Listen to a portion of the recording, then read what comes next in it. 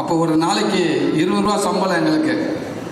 20 ரூபா 7 நாளைக்கு 140 ரூபா வரும். அதில் ஒரு 70 ரூபா செலவு பண்ணிவிட்டு ஒரு 70 ரூபா ஊருக்கு அனுப்புவேன். சில நேரங்களில் கொஞ்சம் கையை ஃப்ரீயாக விட்டுருவேன், நல்லா சாப்பிட்டு போடுவேன். அந்த பக்கத்தில் ஒரு பேக்கரி ஒன்று இருக்குது, அது சத்யா பேக்கரின்னு நினைக்கிறேன், ஒன்று இருக்குங்க. ஆமாம், சத்யா பேக்கரி. வேலை செய்கிற காசை பூரா பிடிங்கி போடுவாங்க. அங்கே ஒரு தேங்காய் பானை கொடுப்பாங்க, பிச்சுருவாங்க, பிச்சுட்டாங்க. இந்த தேங்காய் பானை முக்கோட சைஸில் இருக்கும், 1.25 ரூபா. அப்படியே காசை அப்படியே உள்ளே எண்ணிக்கிட்டே வருவேன். ஒரு தேங்காய் பானை சாப்பிட்டோம்னா ஓகே, ஒரு டீ 1.25 இது 2 கிட்ட வருவேன். வந்தோன்னு சரி வேண்டாம் எதுக்கு அப்படின்னு ஒரு டீயை மட்டும் குடிச்சிட்டு போயிடும். டீயை குடிச்சிட்டு அந்த படியில் இறங்க முடியாது. கூட வந்த முத்தி அடுத்து அமைக்கிட்டு இருப்பான் வாயில். அவன் தின்னுக்கிட்டு இருப்பான். டே நீ சாப்பிடாடா? இல்லைடா, எப்படி இப்போ சாப்பிடுவான், அப்புறம் 3 மணிக்கு சாப்பிடுவான், அப்புறம் நைட்டு வருவான், ஒரு 3-4 ரூபா போயிடும்டா, வேணாம்டா, அப்புறம் வீட்டுக்கு அனுப்ப இடிக்குவான், வேணாம்டுவேன். சரி வாடான்னு போயிடுவேன். போக அந்த ஸ்மெல்லு விடாதுங்க.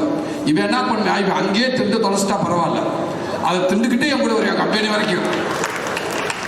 இப்போ எனக்கு நான் வேகமாக நடக்க ஆரம்பிச்சிருவேன். எனக்கு அந்த ஸ்மெல் இழுக்க நீ வாங்கடாட்டு பிறகுன்னு பின்னாடி போவேன். கம்பெனிக்கிட்ட கால் வைக்கிற பிறப்பு கடைசியாக குடிச்சிட்டு ஏப்ப விடுவேன். அப்படியே திரும்புவேன்.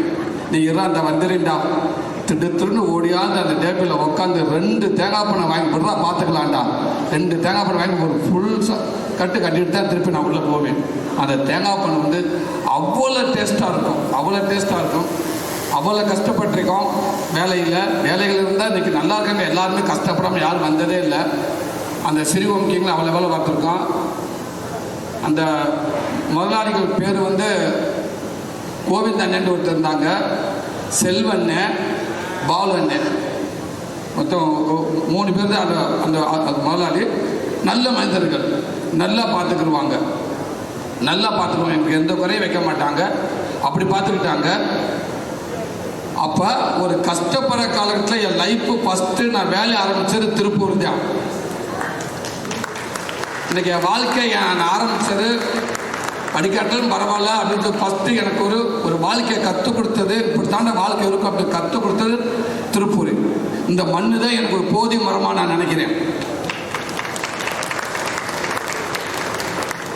திருப்பூரில் வந்தால் ஒரு ஊரில் அப்படிதான்.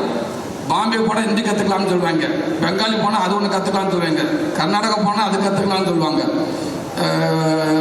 கன்னட பாஷை, கேரளா போனால் ஒரு பாஷை கற்றுக்கலாம்னு சொல்லுவாங்க. எல்லா ஸ்டேட்டுக்கும் போனால் கற்றுக்கலாம்.